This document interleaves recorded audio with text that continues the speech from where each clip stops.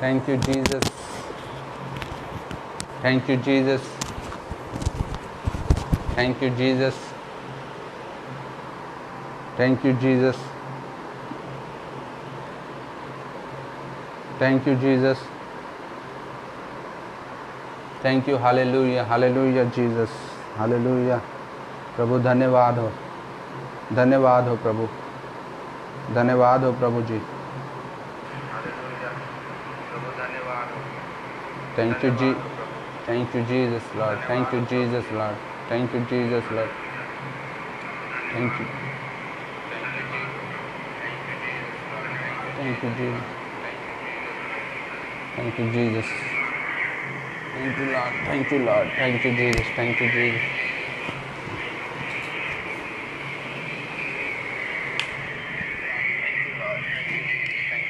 Thank you, Jesus. Thank you, Jesus.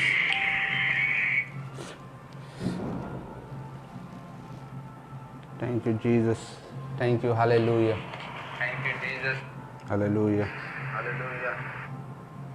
Hallelujah, Jesus, Lord. Thank you. धन्यवाद हो प्रभु, धन्यवाद हो प्रभु जी, धन्यवाद हो पिता, धन्यवाद हो, हालेलुया। जय मसीह की। सुनील भाई बस बने रहिएगा और थोड़ा बता दीजिए कि मेरा विजुअल और ये मेरा वॉइस किस तरह का है। प्लीज़ कमेंट करके बता दीजिए कि ठीक से आ रहा है।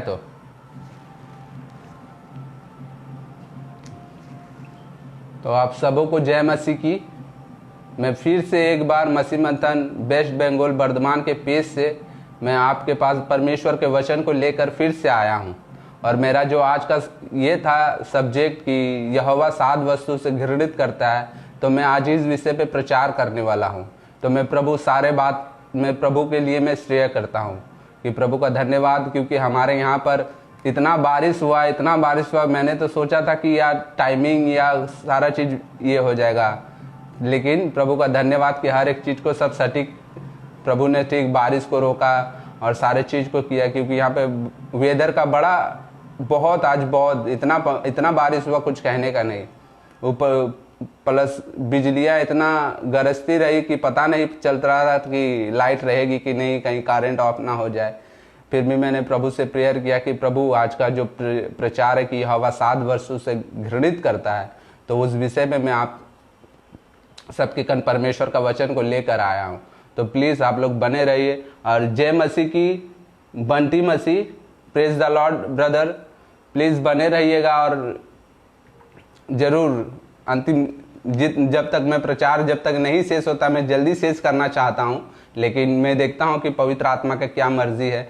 तो मैं आप सबसे गुजारिश करता हूँ कि आप लोग प्लीज़ मेरे पेज को लाइक करें और दूसरों को भी फॉरवर्ड करें, विश्वासी अविश्वासी दोनों के पास फॉरवर्ड करें। और मैं आप लोग से ये विनती करता हूं कि आप लोग जरूर मसीह मंथन के पेज से किसी मसीह मंथन के साथ आप लोग जो ऑफिशियल है यूट्यूब और फेसबुक, इसको दोनों आप लोग सब्सक्राइब करें और दूसरों को भी भेजे खरी शिक्षा। इसलिए नहीं भेजे कि किसी का वाही हो, लेकिन इसलिए कि लोगों का जीवन परिवर्तन है। क्योंकि जो लोग मसीह मंथन के साथ जुड़े हैं और जिसे मैं पहचानता, वो लोग जानता, उनके मन परिवर्तन हुआ है, इसीलिए मसीह मंथन के साथ जुड़े हैं। तो और कोई कारण नहीं है मसीह मंथन के साथ जुड़ने का कारण नहीं। क्योंकि जो लोग जुड़े हैं, मैं हूँ और बहुत सारे लोग हैं कि जिसका जीवन परिवर्तन हो रहा है और परमेश्वर में आगे बढ़ रहा है, तो वो लोग जरूर जुड़ रहा है। तो आपको पता चल जाए, क्योंकि हम लोग भी पहले थे कहीं और, लेकिन हमें सही शिक्षा के अनुसार। और आज परमेश्वर का धन्यवाद हो कि हम लोग परमेश्वर का वचन को प्रचार कर रहे हैं। और ये बहुत सौभाग्य का बात है कि हम लोग परमेश्वर का वचन को प्रचार कर रहे हैं। तो आप लोग प्लीज़ मसीह मंथन के हर एक चीज़ों में एक्टिविटीज़ हो। आप अपने स्टेट से हो तो जरूर SSD पे जुड़े। आप किसी भी स्टेट से उस जो इंटरनेशनल जो ग्रुप है, आप उसमें भी जुड़ सकते हैं। आप बंगाल के किसी भी 29 राज्य, भारत के 29 राज्य से कहीं से भी है, आप जुड़ सकते हैं मसीह मंथन के। कोई भी आपको दबाव नहीं है, ये नहीं, आपका अपना मर्जी है। तो आप सारी चीज़ को कर सकते हैं, जुड़िए और मसीह मंथन के नहीं, लेकिन परमेश्वर का वचन को फैलाएं। मसीह मंथन के द्वारा परमेश्वर का वचन को फैला। ये आपको सबका रिस्पॉन्सिबिलिटी होता है, हर एक विश्वासी का रिस्पॉन्सिबिलिटी होता है कि हर एक को वचन दें, हर एक को वचन सिखाए, हर एक को वचन बताएं, जो जानता है उसे, जो नहीं जानता उसे, जो जानता है जो अगर गलत शिक्षा पे है उसे बचाओ, और जो प्रभु को अभी तक नहीं जाना तो उसे जीतो। ये हर एक व्यक्ति, हर एक विश्वासी का कर्तव्य है। और ये कर्तव्य, ये वचन भी बताता है, सबदेशक का पुस्तक बताता है कि मनुष्य जब अपने होश आवाज पे आ जाए तो उसका कर्तव्य है कि लोग सच्चे अथाव सच्चे परमेश्वर को जाने। तो ये सारे चीज है। तो मैं आज का जो आज का मेरा ये है, वो जो आज मैंने अपने कैप्शन पे लिखा है कि यहोवा 7 वस्तु से घृणित करता है, तो मैं आज उस विषय में मैं आज प्रचार करूंगा। और उस विषय को हम लोग आज देखेंगे बहुत तौर से, क्योंकि मैं बहुत इसमें ये था कि कैसे मैं प्रचार करूं, लेकिन अभी वो समय चला है। तो मैं प्रभु का धन्यवाद देता हूं। और आप लोग जुड़े और दूसरों को प्लीज़ शेयर करें, ग्रुप में हो कहीं पर भी आप मेरे फेसबुक को शेयर कर सकते हैं। और मैं ये बात कहना चाहता हूं कि आप लोग भी फेसबुक का पेज बनाएं और प्रचार करें। फेसबुक का पेज जब आप लोग प्रचार करोगे आपको पता चल जाएगा कि आपका रिस्पॉन्सिबिलिटी क्या है। प्रचार जब करोगे लगोगे तो आपका जीवन, वचन का जीवन और प्रार्थना के जीवन अलग उन्नति करेगा। आप ये खुद को समझ सकोगे।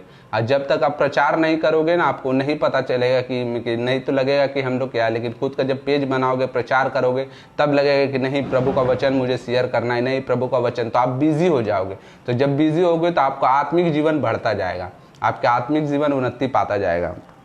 तो ये हमेशा आप बातों को याद रखिएगा। तो आज का जो वचन है, तो आइए हम छोटा सा प्रेयर करते हैं, उसके बाद हम परमेश्वर का वचन को हम स्टार्ट करेंगे। तो आइए हम सब आंखों को बंद करते हैं। प्यारे यीशु मसीह, धन्यवाद देते हैं प्रभु परमेश्वर इस समय के लिए। प्रभु तू सारे चीज को प्रभु तूने अपनी अनुग्रह में रखा पिता, वेदर को संभाला पिता, धन्यवाद तुझे देते हैं प्रभु। तूने परमेश्वर आज के दिन मुझे ठहराया है प्रभु जी, धन्यवाद देते हैं पवित्र आत्मा। प्रभु जी तू आशीष कर इस समय को प्रभु, और पवित्र आत्मा कोई भी प्रॉब्लम ना हो परमेश्वर, तू आशीष कर, दया कर, कृपा कर परमेश्वर यीशु के नाम से खुदावंद बाप। और आपके वचन बोलने में पवित्र आत्मा पिता, मेरे मुंह से पवित्र आत्मा पिता, आपका वचन परमेश्वर निकले तो प्रभु हर एक हृदय छीदे पवित्र आत्मा। प्रभु मैं नहीं परंतु प्रभु आप मेरे होकर बोले परमेश्वर पिता। प्रभु इस समय को आशीष करे। और प्रभु ये वचन प्रभु पिता जब मैं दूं तो पिता ये वचन पहले मैं भी परमेश्वर ग्रहण करूं, इसको चेतावनी को मैं भी लूं प्रभु अपने जीवन में प्रभु जी। परमेश्वर पिता सारा आदर महिमा आपको देते हैं और इस समय को प्रभु आपके चरणों में रखते हैं। यीशु के नाम से प्रार्थना करते हैं, सुनिए स्वर्गीय राज में ग्रहण कीजिए यीशु के नाम से, आमीन। तो आइए हम लोग वचन देखेंगे। स्टार्टिंग में हम लोग परमेश्वर के वचन से, तो मैं स्टार्ट करना चाहता हूँ कि यहोवा 7 वस्तुओं से घृणित करता है। और ये आपको मिलेगा नीति वचन 6 अध्याय 16 से आपको मिलेगा। नीति वचन 6 अध्याय 16 से आपको मिलेगा। ये वचन आपको नीति वचन 6 अध्याय 16 में मिलेगा आपको। 16 से आप पढ़ सकते हो, 16 से आप पढ़ सकते हो। नीति वचन 6 अध्याय 16 से कि आप पढ़ सकते हो। उसमें लिखा है कि 6 वस्तु से यहोवा वरन 7 वस्तु है। 7 वस्तु मतलब 7 वस्तुओं से यहोवा घृणित करता है। तो मैं बताऊंगा कि क्या क्या है, क्या चीज़ है, क्या हो सकती है 7 वस्तु, क्या क्या अपने जीवन में जो मुझे प्रभु ने लीड किया है, जो मुझे दिया है वचन, तो मैं वो सब आप लोगों के बीच में मैं वो सब वचन आप लोगों के बीच में मैं आप लोगों के बीच में रखना ये चाहूँगा। क्योंकि मेरा एक मोबाइल है, तो उस मोबाइल से मुझे ये नेटवर्क कनेक्शन करना पड़ रहा है। तो उसका फेसबुक का कुछ भी, शायद कोई भी स्टोरी में कोई गाना लगाया था तो वो मेरे हाथ से ये चला गया था हाथ, तो इसीलिए उसमें शायद हो सकता है। तो ये मत सोचिएगा कि क्या बात है, लेकिन नहीं, मैं अपनी वाइफ का मोबाइल यूज़ कर रहा हूँ, उसके वाईफाई से मैं कनेक्शन करके, क्योंकि मेरा नेटवर्क थोड़ा वीक है और वेदर के समय और भी वीक रहता है। तो मैं आज का वचन निकालता हूँ। तो हम लोग वचन से देखेंगे पहले कि दूसरा किंग 18 का 25, दूसरा राजा 18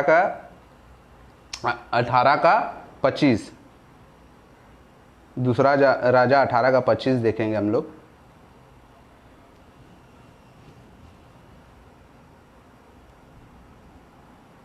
दूसरा राजा 18 का 25। क्योंकि मेरा पास अभी वो सिस्टम ली नहीं है, इसीलिए मुझे थोड़ा सा मोबाइल में मैं देख रहा हूँ।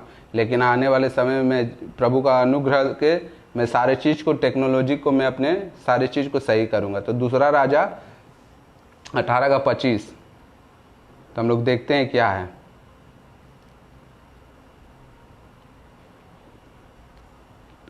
क्या मैंने, असुर का राजा कह रहा है, क्या मैंने यहोवा के बिना कहे स्थान को उजाड़ने के लिए चढ़ाई की है। यहोवा ने मुझसे कहा है कि उस देश पर चढ़ाई करके उसे उजाड़ दे। असुर का राजा हिजकिय्याह को कह रहा है। जब ये हिस्ट्री को पढ़ोगे बहुत माने इतना अच्छा टीचिंग है हिजकिय्याह और असुर के राजा के, तो आपको पता चलेगा। तो ये क्या होता है, तो ये फर्स्ट पॉइंट है, ये घमंड से चढ़ी हुई आंखें।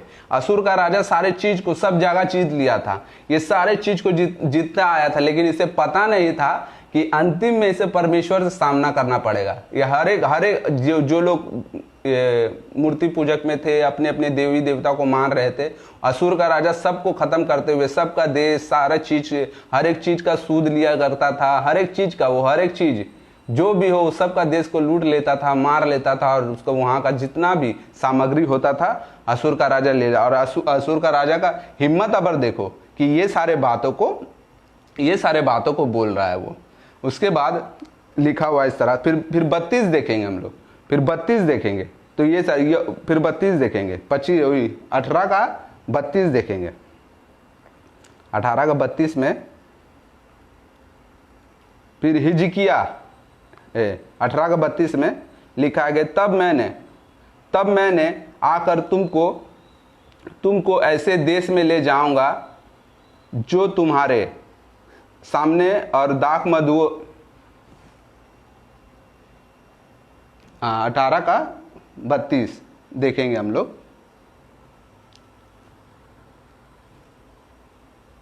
18 का 32 देखेंगे हम लोग। दूसरा राजा 18 का 32।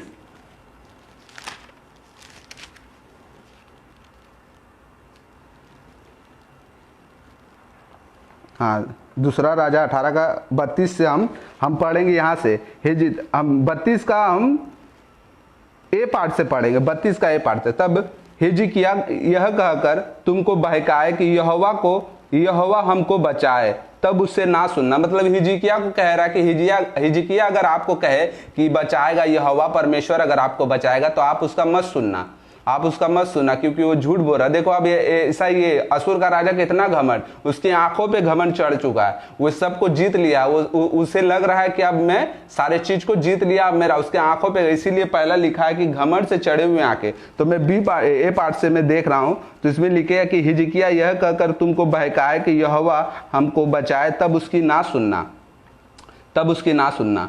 और 35 में लिखा है इस तरह से, 18 का 35 में लिखा है कि देश के असुर का राजा कहता है कि देश के देवताओं में से ऐसा कौन है जिसने अपने देश को मेरे हाथ से बचाया हो, फिर हम क्यों यरूशलेम को मेरे हाथ से बचाएगा। मतलब यह कौन है जो बचाएगा, कौन है जो यरूशलेम को मुझे बचाएगा। मतलब ये जो होता है कि घमंड। इसीलिए आजकल क्या होता है कि ये सारे चीज को लगता है, हमें लगता है क्या बोलो तो कि हमारे पास बहुत सारे चीज है। और क्या, क्योंकि एक जगह में इस तरह से लिखा हुआ है, वचन बताता है, एक जगह में वचन बताता है इस तरह से कि वचन इस तरह से बताता है कि प्रभु मुझे इतना मत दे कि मुझे घमंड हो जाए, या इतना कम मत दे कि मैं तेरे विरोध में हो जाऊं। लेकिन ये असुर का राजा का इतना चढ़ा हुआ आंख था ना, इतना चढ़ा हुआ आंख था, लेकिन इसे पता नहीं था कि दूसरा राजा 19 का 35 में क्या होने वाला है। 35 में तो एक कहता है कि कौन यरूशलेम को बचाएगा। इसीलिए आज बहुत सारे चीज है जो ये बिलीवर्स में चलते हैं, चढ़ी हुई आंखें, हर एक चीज लगता है कि हम आशीषित है। बहुत सारे लोग ये घमंड, अरे ये ऐसा है, अरे वो ऐसा है, अरे ऐसा है। मतलब ये सारे चीज चलता है आज बिलीवर्स में, ये सारे चीज चलता है कि हमें गलत शिक्षा है। लेकिन हमें कौन ये करेगा, हमें गलत शिक्षा दे दे रहा है। घमंड से प्रभु में है लेकिन घमंड से चढ़ी हुई आंखें, प्रभु में है सारे चीजें, प्रभु में है लेकिन अपना एटीट्यूड को नहीं छोड़ रहा, प्रभु में है लेकिन सारे चीज को नहीं, लेकिन उसे पता नहीं था कि 35 में क्या होने वाला है। 19 का 35 में लिखा है, उसी रात को क्या हुआ कि यहोवा के दूत ने निकलकर अशूर के छावनी में 1,50,000 पुरुषों को मारा, और भोर को जब लोग उठे तब देखा कि सब ही पड़े हैं। तो आज इसी तरह हमारे जीवन को भी ये घमंड से चढ़ी हुई आंखें हमारे जीवन से निकालना है। और हम एक चीज दिखा और एक चीज बताते कि जिसके जिसके आंखों में घमंड चढ़े हुए, जिसके जिसके जीवन में घमंड चढ़े, उससे क्या होता है हम लोग देखेंगे। सेकेंड किंग नहीं हमला सॉरी दूसरा सैमुएल 11:2, दूसरा सैमुएल 11:2 देखेंगे। जो घमंड हो चुका है, जिसका जीवन में सोचता है कि हम लोग बहुत ये हो चुके हैं, बहुत प्रभु में है, हम लोग अमीर है, प्रभु में हम लोग, देखो अमीर बनने के बाद ही माजरा आलादा है। 11:2 देखेंगे, 11:2, दूसरा सैमुएल 11:2, दूसरा सैमुएल 11:2 देखेंगे हम लोग। दूसरा सैमुएल 11:2 देखेंगे, दूसरा सैमुएल 11:2 देखेंगे हम लोग। लिखा है दूसरा, देखो जब घमंड चढ़ता क्या देखना में, जब आंख घमंड से चढ़ी हुई रहती तो क्या देखने में क्या आता है। 2 में सैमुएल 11:2, दूसरा सैमुएल 11:2, सांझ के समय दाऊद पलंग पर से उठकर राजभवन की छत पर टहल रहा था, और छत पर से उसको एक स्त्री जो अति सुंदर थी नहाती हुई देख पड़ी। क्या देख पड़ी? नहाती हुई एक सुंदर स्त्री उसे देख पड़ी। तो क्या जब घमंड चढ़ता तो ये सारे चीज होता है। जब घमंड चढ़ेगा ना तो ये सारे चीज लगेगा कि हम प्रभु में हैं, हम बहुत आशीषित हैं, हमें कुछ नहीं हो रहा, हमें ये सारे चीजें। लेकिन जब क्या गया, दाऊद सारा चीज था, दाऊद ने सब चीज को जीत लिया था, दाऊद के भी जीवन में इस तरह से हुआ था। लेकिन एक तो ही गलती हो गया कि देख पड़ी क्या कि जब चढ़ गया ताकि अरे मैं तो राजा हूं, मुझे कौन कुछ कर सकता है, मैं तो परमेश्वर का अभिषेक किया गया था, मुझे कौन कुछ कर सकता है, मैं जो बोलूंगा वही। और उसने क्या देख लिया? एक स्त्री को नहाते हुए, एक स्त्री को देख रहा था। इसीलिए घमंड से चढ़ी हुई आंखें अगर है तो यहोवा इस चीज से घृणित करती है, अगर यदि ऐसा है तो। और आप देखेंगे 110 में भी देखो, 110 में तो और भी अच्छा है। निर्गमन 5:2, निर्गमन 5:2 में देखेंगे हम लोग। निर्गमन 5:2 में लिखा इस तरह से कि फिरौन ने कहा, यहोवा कौन है कि मैं उसके वचन मानकर इसराइल को जाने दूं?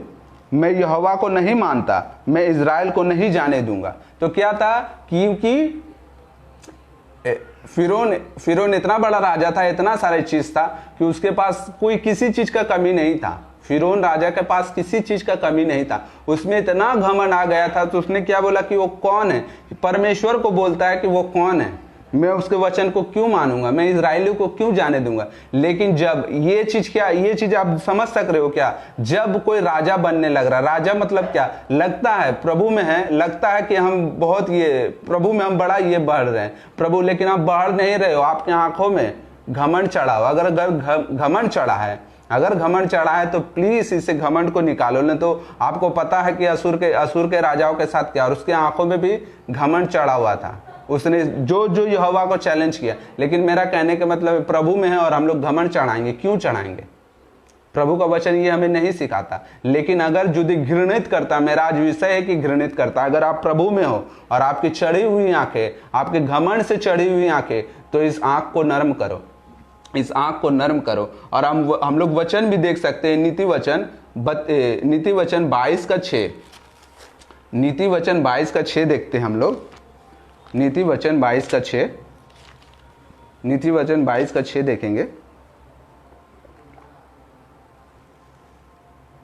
सॉरी 23:6 में लिखा है कि जो ढा से देखता है और उसकी रोटी ना खाना, जो ढा से देखता है उसकी रोटी ना खाना और उसकी स्वादिष्ट भोजन वस्तु की लालसा ना करना। तो अगर यदि आप ढा से देखते हो अगर हम लोग सब ढाह से देखने लगे, अगर हम लोग ढाह से देखने लगे और कोई हमें पकड़ ले, कोई हमें जान ले कि ये इस इंसान के अंदर में ढाह है, इंसान के अंदर में, ये तो प्रभु में है लेकिन इसके अंदर ढाह है, तो आपको पता है जो बिलीवर्स है, जो प्रभु के वचन में बड़ा स्थिर है, बड़ा मजबूत है, तो वो क्या करेगा, आपकी रोटी नहीं खाएगा, लेकिन इससे आप यहोवा इससे घृणा करता है, यहोवा इससे घृणा करता है। नीति वचन 23:6 में कि जो ढाह से देखता है उसकी रोटी ना खाना। क्यों कौन बोल रहा है? ये परमेश्वर बोल रहा है कि जो ढाह से देखता है, क्योंकि यहोवा इसे घृणित करता है। अगर चढ़ी हुई आंखें हैं तो इसे नर्म कर लो, अगर चढ़ी हुई आंखें हैं तो इसे कंट्रोल कर लो।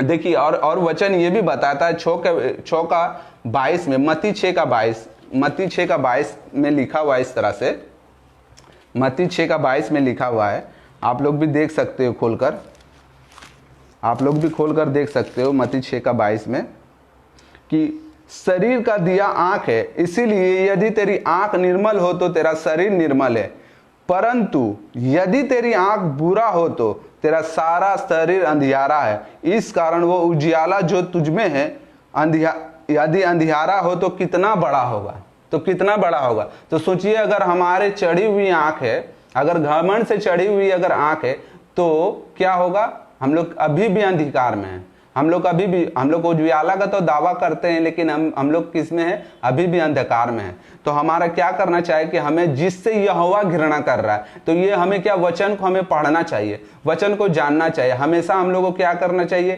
कि ठीक है कोई और बताता है, कोई और सिखाता है, लेकिन हमारा खुद का पर्सनल स्टडी होना चाहिए। जब तक आपका पर्सनल स्टडी नहीं होगा तो आप ये सारे बातों को नहीं समझ सकोगे और आपको पता चलेगा कि यहोवा किससे घृणा कर रहा है, यीशु किससे, यहोवा घृणा कर रहा है, यानी कि पिता पुत्र पवित्र आत्मा, ये तीनों घृणा कर रहा है ये चीज से। यहोवा के साथ पिता पुत्र पवित्र आत्मा, मतलब तीनों घृणा कर रहा है, ये चीज पसंद नहीं। और ये चीज आपको देखो शरीर का विषय में मत्ती भी बताता है, मत्ती का पुस्तक भी बताता है ये चीज कि अगर यदि आपका आंख अगर अंधियारा है तो कितना अंधियारा हो तो वह अंधियारा कैसा बड़ा होगा। बताइए कि कैसा बड़ा अंधियारा हो सकता है, अद्भुत, मतलब अद्भुत हो सकता है। अगर किसी भी प्रकार का अंधकार होगा तो कैसा अंधकार हो सकता है। तो आप क्या चाहोगे कि आपके आंख अंधकार है। और मार्कुस का पुस्तक तो मार्कुस तो उससे भी खतरनाक बोलता है, मुझे तो लगता है कि मार्कुस तो उससे भी ये बोलता है। 9:47 में, मार्कुस 9:47 में इस तरह से लिखता है, मार्कुस 9:47 में लिखा हुआ इस तरह से कि यदि तेरा आंख तुझे ठोकर खिलाए तो उसे निकाल डाल, काना होके परमेश्वर के राज में प्रवेश करना तेरे लिए इससे भला है कि 2 आंख रहते हुए तू नरक कुंड में डाला जाए। तो मरकुस तो इससे खतरनाक बातों को बोलता है।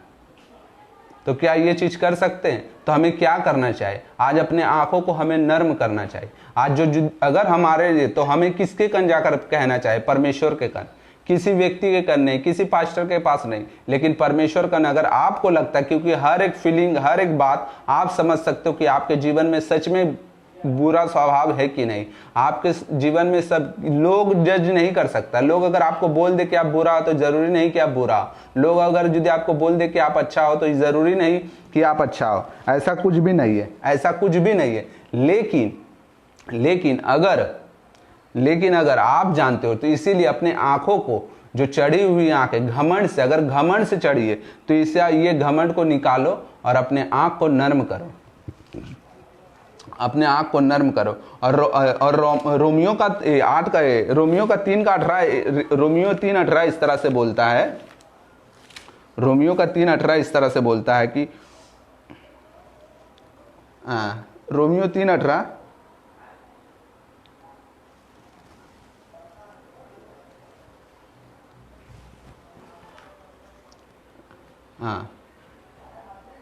डानियल का पुस्तक, रोमियो 3:18 में नहीं बता रहा हूं, मैं डानियल का पुस्तक बता रहा हूं कि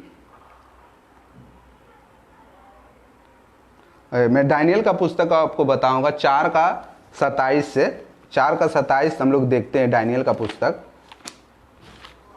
4:27 से मैं पढ़ता हूं इस कारण हे राजा, यह मेरे सम्मति स्वीकार कर कि यदि तू पाप छोड़कर धर्म करने लगे और अधर्म छोड़कर दीनहीनों पर दया करने लगे, तो संभव है कि ऐसे करने से तेरा चैन बना रहेगा।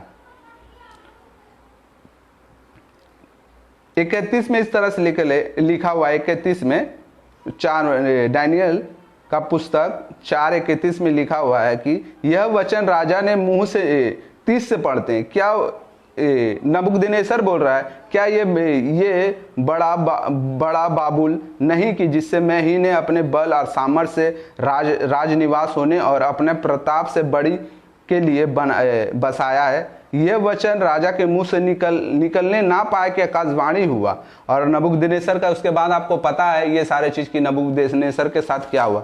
लेकिन वो उसने क्या किया कि 34 में लिखा इस तरह से है, 4:34 में, कि उन दिनों के बाद बीतने पर मुझ नबूकदनेस्सर ने आंखें स्वर्ग की ओर उठाई और बुद्धि फिर ज्यों की त्यों हो गई। तब मैंने परम प्रधान को धन्य कहा जो सदा जीवित है और उसके और स्तुति और महिमा। तो उसने क्या किया, उसने अपने आप को पश्चाताप किया। उसने, वो भी एक राजा था, एक फिरौन था और एक असुर का राजा था, लेकिन एक ये था नबूकदनेस्सर, सब चीज किया था, लेकिन उसके जीवन में बहुत सारे चीजें। लेकिन अभी सोचो कि ये राजा होने के बाद इतना क्रूर ये भी था, लेकिन मानने वाली बात यह है कि अभी ये मन फिरा लिया है, ये स्वर्ग में है, मन फिरा लिया ये स्वर्ग में है। क्योंकि ये वचन यहाँ पे दानिएल का पुस्तक कहता है कि उसने पीढ़ी से पीढ़ी तक बना रहेगा। तो उसने मन फिरा लिया, तो 100% उसने मन फिराया तो स्वर्ग में ही होगा, 100%। तो इसीलिए अगर चढ़ी हुई आंखें, तो हम लोग देख के हमें मन फिराना है, हमें देख के ये सारे चीज को करना है, हमें देख के ये सारे चीज को करना है। सेकेंड पॉइंट है ये, सेकेंड पॉइंट हम लोग देखेंगे।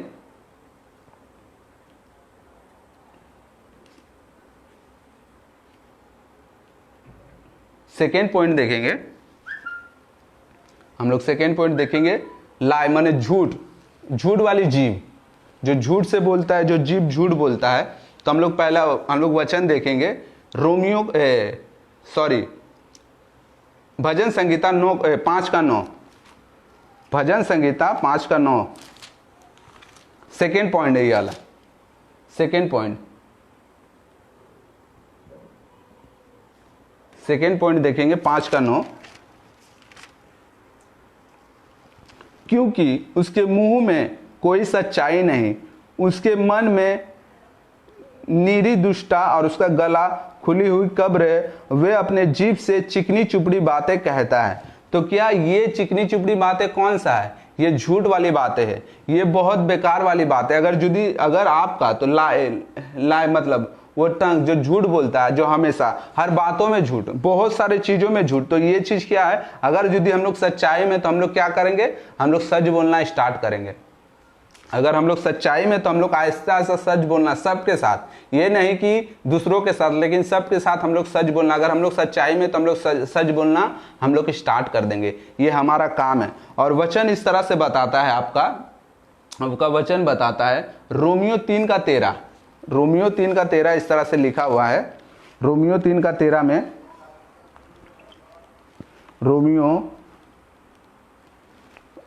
रोमन्स 3:13 में लिखा हुआ है कि उनका गला खुली हुई कब्र है। उन्होंने अपनी जीभ से छल किया है और उनके होठों में सांप का विष है।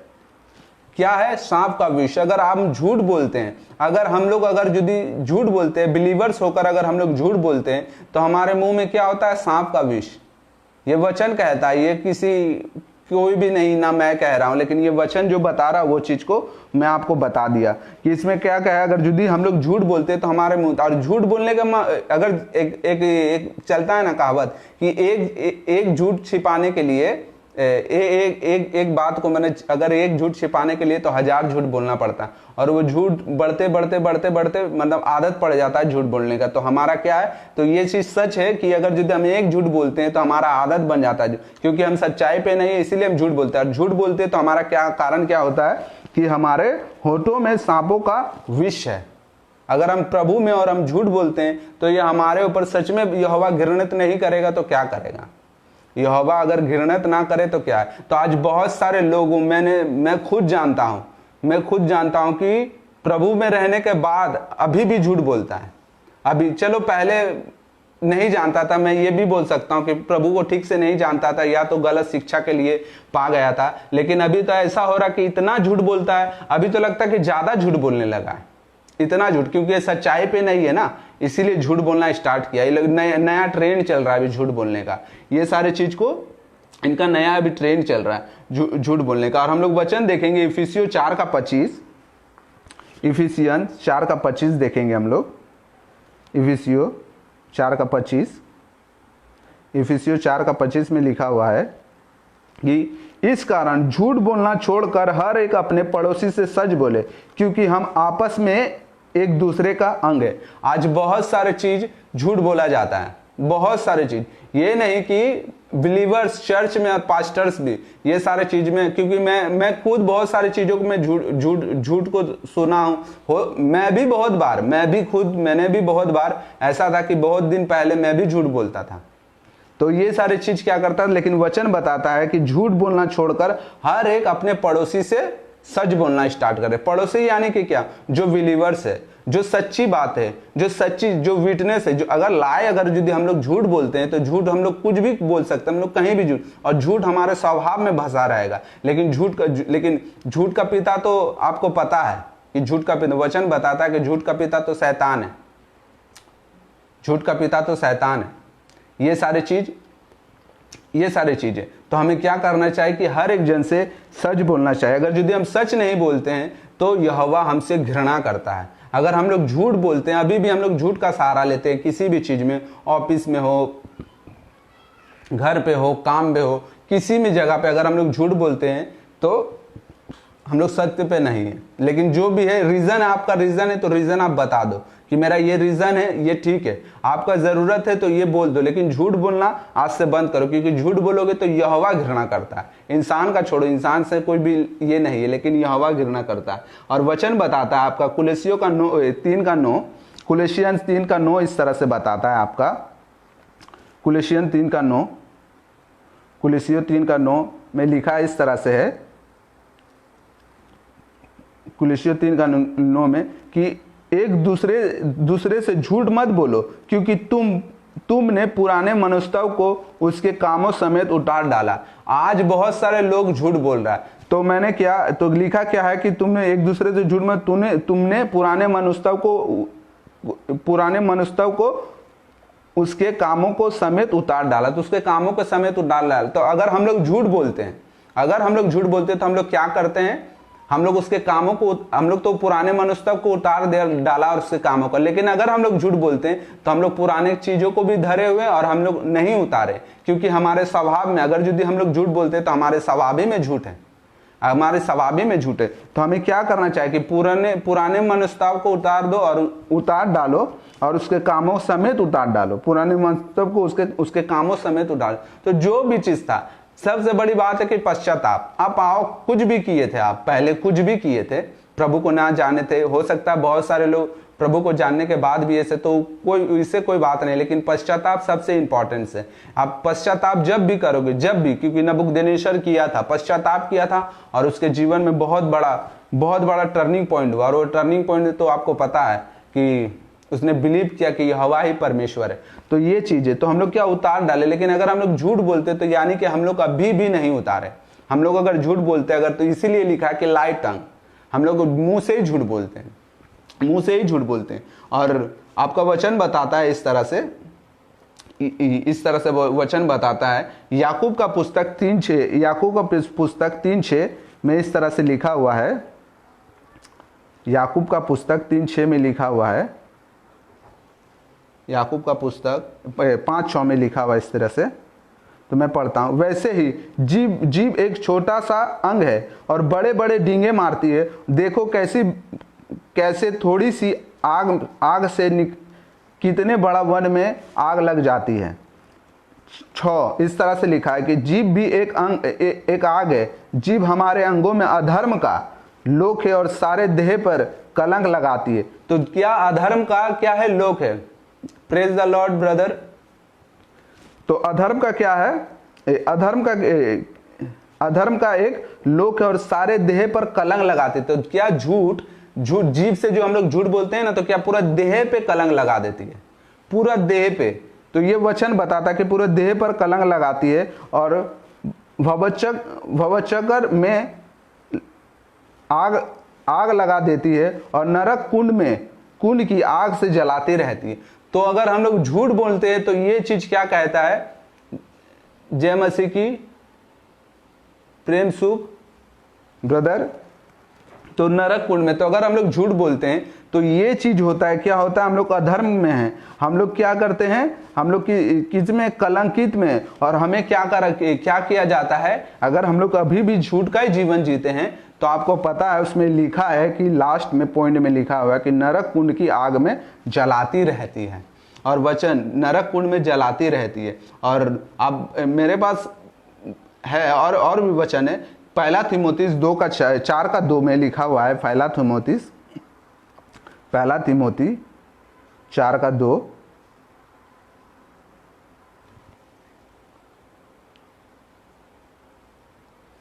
पहला तीमुथी 4:2 में कि यह उन झूठे मनुष्य के कपट के कारण होगा जिसका विवेक मानो जलते हुए लोहे से दागा गया है। तो ये कौन सा लोगों के लिए होगा? ये झूठे जिससे लोहा से दागा गया। तो अगर झूठ बोलते हैं, अगर हम लोग लाइट टंगे, अगर हमारे मुंह में झूठ है तो हम लोग करें क्या? तो हमें प्रभु में रहना ही नहीं चाहिए। लेकिन वचन बताता कि हर एक जन अपने पड़ोसी से सच बोले, झूठ मत बोले। और हमारे जीवन इस तरह से, और आज को आपको पता है आज कि आज पैसा के लिए मैंने चर्च में आज बेसिक क्या चलता है, आज बिलीवर्स में क्या चलता है। मैं एक बात बताता, मैं एक लड़की को कल कमेंट किया, वो बिलीवर्स है, और उसे कमेंट, तो उसने मुझे कुछ जवाब नहीं दिया। उसने क्या किया मालूम है? मेरा कमेंट को डिलीट कर दिया। तो मैंने डायरेक्टली ये बात बोला कि आपको पास्टर नहीं ये सारे चीज को लिए रोकता है। क्यों बताता हूं? क्योंकि वो फेस्टिवल में घूम रही थी उसके साथ। और बात ये नहीं होता है कि वो घूर रही थी तो कोई बात नहीं, बात ये था कि बपतिस्मा लिए थे। वो नहीं थी, लेकिन उसकी माँ, उसकी फैमिली। तो मेरा ये कहने का मतलब, वो लोग सब आते थे घर पे। एक जन बिलीव सब करते हैं, लेकिन घर में 1-2 जन बपतिस्मा लिया। तो क्या उन लोगों को ये शिक्षा नहीं मिल रहा है? तो झूठ तब यानी कि कौन सा शिक्षा दिया जा रहा है?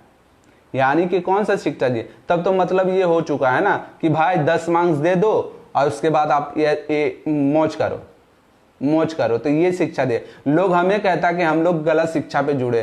तो जब हम लोग गलत शिक्षा में जुड़े तो आपके चर्च के लोग फेस्टिवल क्यों घूर रहे हैं? हम लोग गलत शिक्षा पे, तो आपके चर्च के लोग फेस्टिवल में क्यों घूर रहे हैं?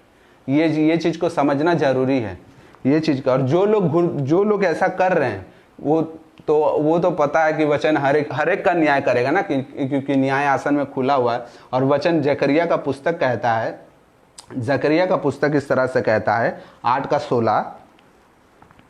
जकरिया का पुस्तक 8:16 इस तरह से कहता है। जकरिया 8:16।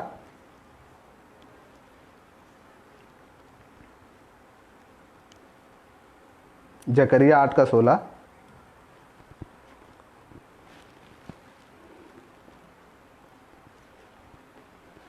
जकरिया 8:16 इस तरह से कहता है,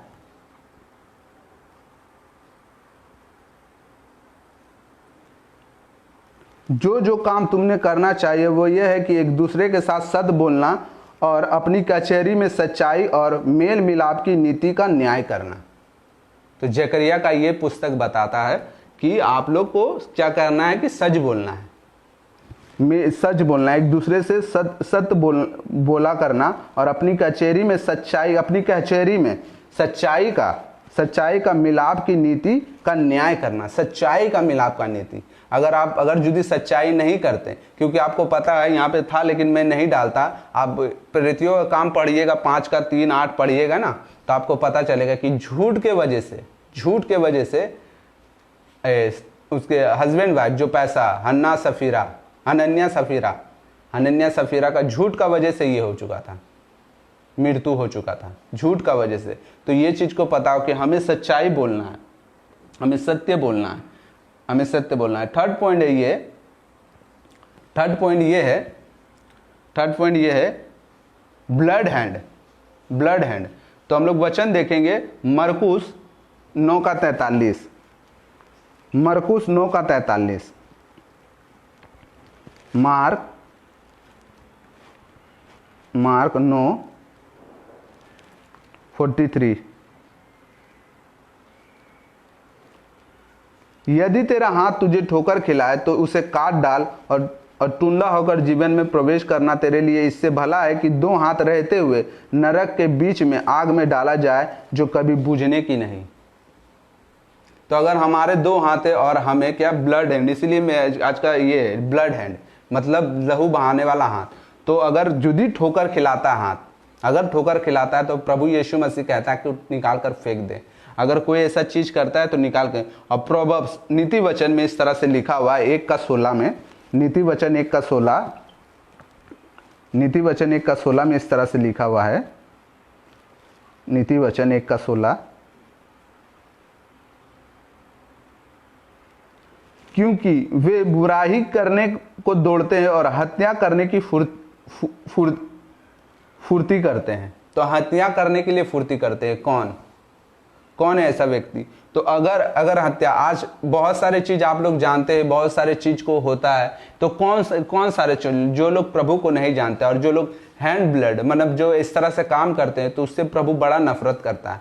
अगर किसी के विरोध में गलत अगर सोचते हो, अगर आपके किसी के विरोध में गलत योजना है, गलत प्लानिंग है, अगर आप प्रभु में और गलत प्लानिंग है ये सारे चीज, तो ये सारे चीज अपने जीवन से निकालो। हो सकता है आप नहीं हो क्योंकि प्रभु, लेकिन अगर किसी के विरोध में गलत प्लानिंग है, गलत चीज है, गलत बुरा है, उसके प्रति गलत है, अगर आप अविश्राप, मैं एक बताता हूं, क्योंकि ऐसा होता है ना कि आजकल ना चर्च में अभिश्राप के लिए प्रार्थना किया जाता है, लोगों को अभिश्राप दिया जाता है।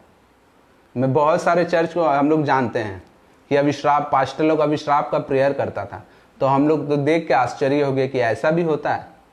तो इस तरह तो गलत योजना, तो ये ब्लड, तो क्या अगर यदि किसी के एक बिलीवर्स होकर अगर हम लोग किसी के विरोध में गलत प्रार्थना कर रहे हैं, तो हम लोग क्या करते हैं ना, हम लोग अपने हैंड से ब्लड हम लोग ये करते हैं ना, हम लोग भी गलत शिक्षा, हम लोग भी गलत कर रहे हैं। अगर बिलीवर्स हो के किसी के प्रति हम लोग का गलत प्रार्थना है कि उसके जीवन में ऐसा हो वैसा हो, तो ये हम लोग गलत करते हैं। और आज ऐसा पाया जाता है, मैंने खुद अपने कान से सुना है कि ऐसा होता है। और मैं ताज्जुब हुए कि मैं ऐसे जगह पे था, मेरे फैमिलीज भी ताज्जुब हुए कि ऐसा हो रहा है। तो ये सारी चीज अभी चल रहे हैं। तो इसीलिए, और वचन बताता है जेनेसिस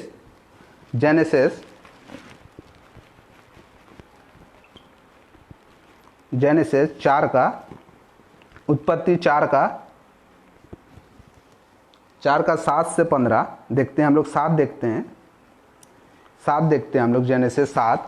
यदि तू, यहोवा कहता है यदि तू भला करे तो क्या तेरी भेंट ग्रहण नहीं की जाएगी? यदि तू भला ना करे तो पाप द्वार पर छिपा रहता है, और उसका लालसा तेरी ओर होगी, और तुझे उस पर प्रभुता होगी। तब केन ने अपने भाई हाबिल से कुछ कहा। तो केन ने क्या किया? हाबिल से कुछ कहा। तो क्या कहा? कुछ कानाफूसी किया होगा, कोई बात को बोला होगा। और उसने क्या किया? जब बात को बोला तब क्या हुआ उसके जीवन में? क्या हुआ है? ये लोग हत्या किया। पता है कि केन का हत्या किया गया। ये ब्लड हैंड। तो ये सारे चीज को हमें जानना जरूरी है। दूसरा सैमुएल 11:14 भी देखेंगे हम लोग। दूसरा सैमुएल 11:14 देखेंगे। दूसरा सैमुएल 11:14। दूसरा सैमुएल 11:14 में लिखा है, तब दाऊद ने क्या किया? बसेरे दाऊद ने ओआब के नाम पर एक चिट्ठी डाली और उरिया के हाथ में भेज दिया। और उसी चिट्ठी में लिखा था कि सब घोर युद्ध के सामने यूरिया को रखना, तब उसने छोड़कर लौट आओ कि घायल होकर मर जाए। यहोवा क्या बोलता है, दाऊद ने गलती की उसकी वाइफ के साथ, और उसे भी ऐसा चाहा कि वो भी उसके साथ गलत हो जाए। तो ये सारे चीज़ हो रहा है, लेकिन आज हमें ऐसा नहीं होना चाहिए।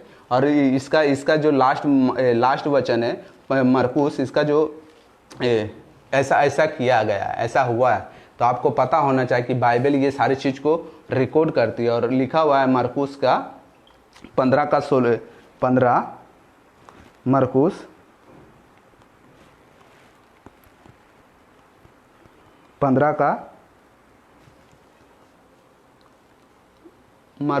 15 का 6 में देखते हैं हम लोग। 15 के 6 में देखते हैं कि वह उस परब में किसी एक बंधुए जिससे वह चाहता था उसके लिए छोड़ दिया जाए। और 15 में इस तरह से लिखा है, 15 मरकुस 15 में लिखा है इस तरह से कि वह पिलातुस ने भीड़ को प्रसन्न करने की इच्छा से बरअब्बा को अपने उसके लिए छोड़ दिया और यीशु को कोड़े लगवाकर सौंप दिया कि उसे क्रूस पर चढ़ाए। तो क्या किया, वो लोग निर्दोष दोष लगा के वो लोग ये सारी चीज़ को किया गया। तो ये सारी चीज़, तो अगर यदि आज हम लोग भी ऐसा करते हैं तो हमें नहीं करना चाहिए। और हमें किसी के ऊपर हमारे हैंड को सही रखना चाहिए, अपने प्रेयर को सही रखना चाहिए। हम लोग 4th पॉइंट देखेंगे। 4th पॉइंट में लिखा हुआ 4th पॉइंट है कि मन,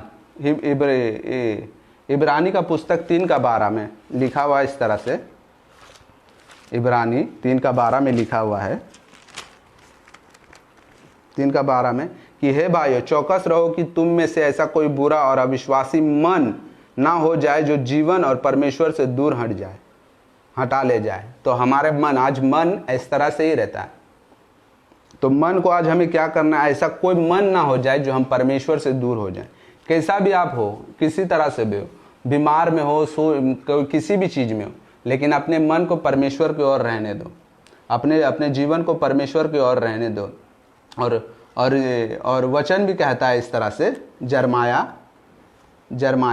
17 का, जरमाया कहता है, जरमाया का पुस्तक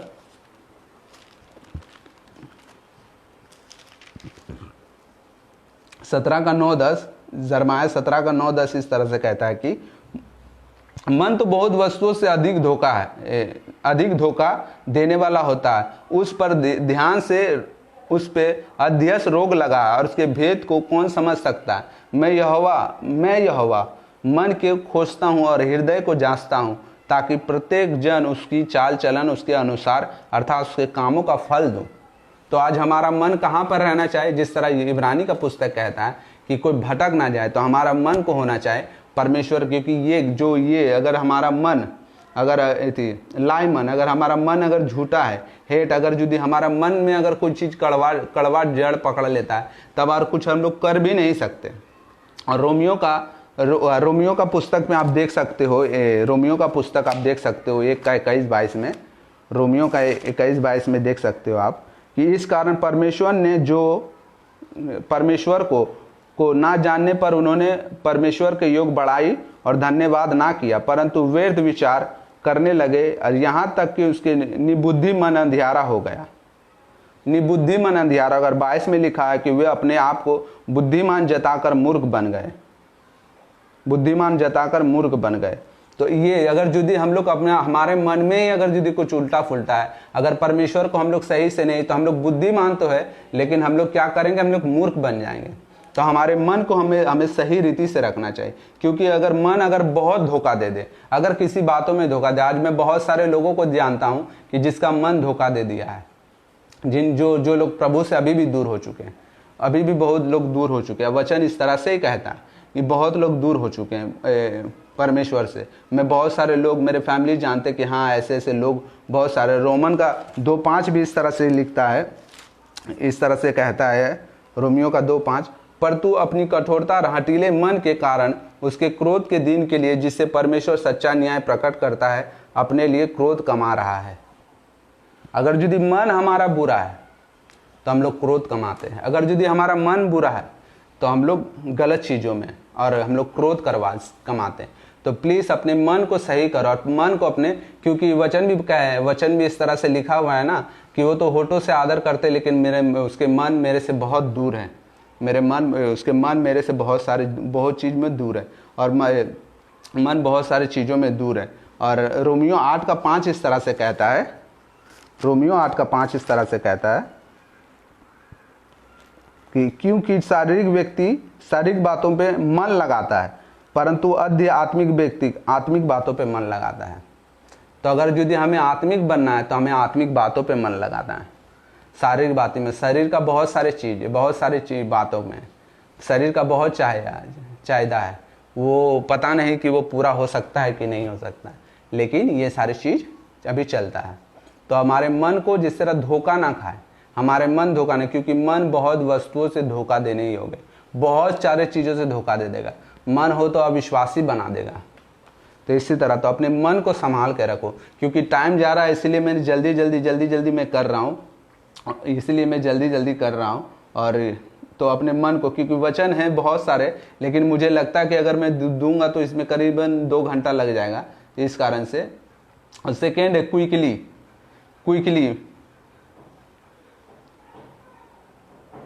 से मैं पांचवा पॉइंट जो है उसका नाम होता है आपका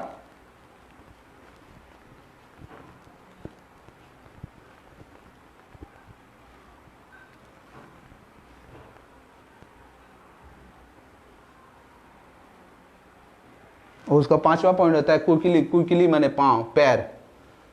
तो पैर पहला थिमोथी 6:11 हम लोग देख लेते हैं। पहला थिमोथी 6:11 हम लोग देखते हैं।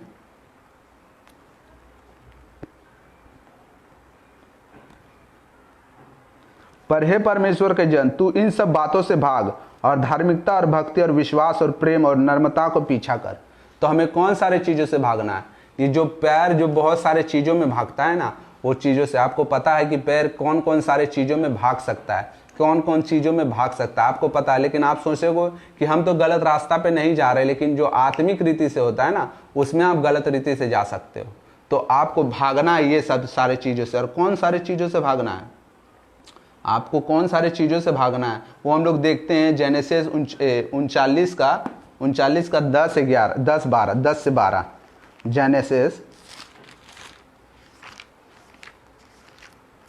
जेनेसिस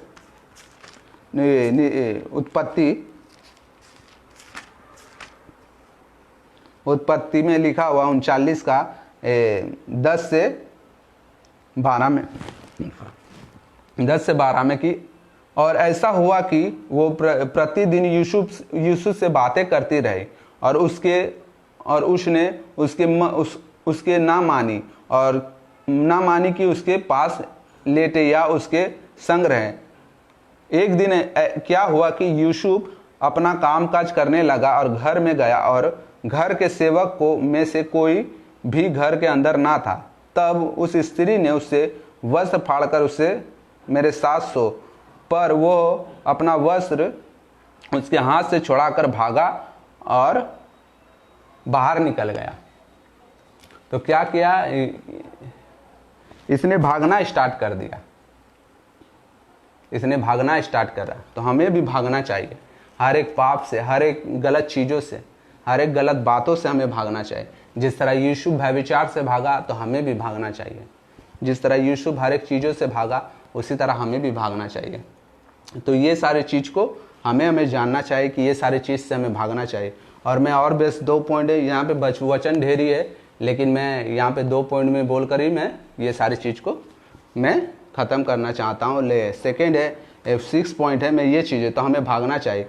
वचन बहुत था, लेकिन मैं सोचता हूँ कि इसे बोलने से काफ़ी ज़्यादा हो जाएगा, इसीलिए मुझे तुरंत शेष करना है। और 6 पॉइंट में इस तरह से लिखा हुआ है कि लाइव विटनेस इज़ाया का 3 में लिखा हुआ है, 5 का 5 इज़ाया का 5 का 20 में लिखा हुआ कि जो सही को सही और गलत को गलत नहीं कहता है, उस पर हाय। तो आज हमें सही को सही और गलत को गलत कहना चाहिए। जो गलत करता है उसे गलत कहो, जो सही करता है उसे सही कहो। किसी के विरोध में गलत हम लोग को विटनेस नहीं देना चाहिए, किसी के विरोध में। और पहला पतरस 3 का 10 इस तरह भी कहता है। पहला पतरस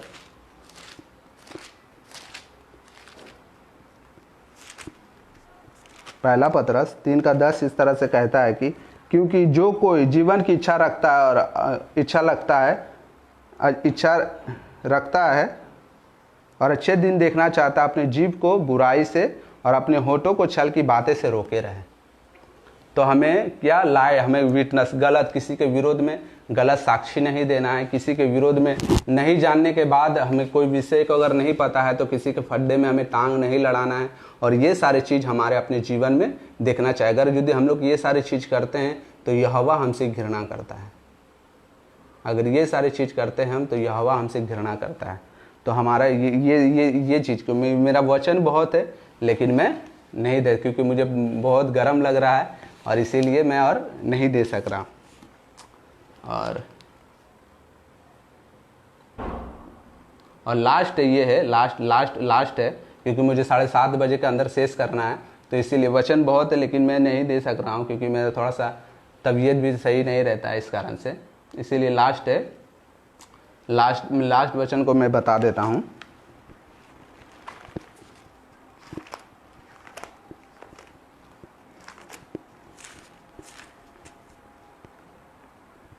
झगड़ा करने वाला मनुष्य, लास्ट वचन झगड़ा करने वाला मनुष्य। तो हम लोग देख लेते हैं 13 नीति वचन 17:13 देख लेते हैं।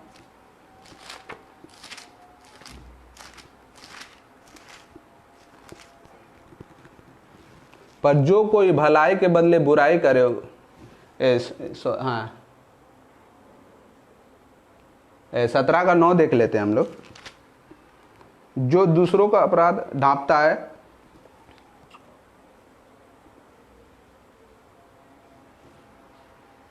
जो दूसरों का अपराध ढांपता है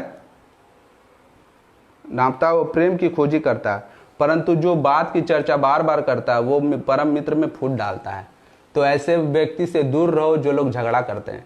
ऐसे लोगों से दूर रहो जो लोग झगड़ा लगवाते हैं। ऐसे लोगों से दूर रहो जो गलत चीज़ों में आपको शामिल करते हैं।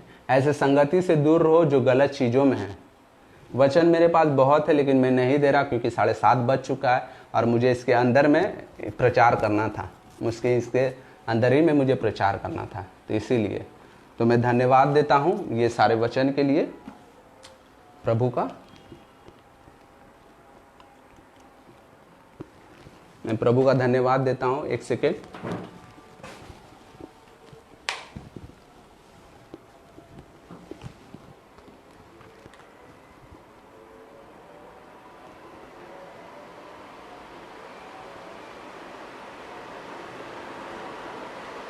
और काफ़ी यहाँ पर गर्मी है मेरे घर पे, क्योंकि यहाँ पर बाजा उजा सारा चीज़ बज रहा था इस कारण से। तो मैं धन्यवाद, क्योंकि ये सारे वचन को मैंने रखा। वचन बहुत था लेकिन मैं नहीं दे सका। तो प्लीज़ आप लोग दूसरों को शेयर करें और मेरे चैनल को सब्सक्राइब करें। तो धन्यवाद। मैं आज छोटा सा प्रेयर करके ये चीज़ को मैं शेष करता हूँ। तो आपको 7 पॉइंट बता दिए, आप लोग ज़रूर जाकर सुनिए। 7 पॉइंट बता दिए, ज़रूर जाकर सुनिए। 7 पॉइंट बताएँ, जरूर जा सुनिए। प्यारे प्रभु यीशु, हम आपको धन्यवाद देते हैं प्रभु। इस वचन को आशीष करें, अनुग्रह करें और दूसरों तक फैलाएं प्रभु यीशु के नाम से पिता बाप। प्रभु सब चीज़ तेरे चरणों में रखकर यीशु के नाम से प्रार्थना मांगते पिता बाप पिता, आमीन।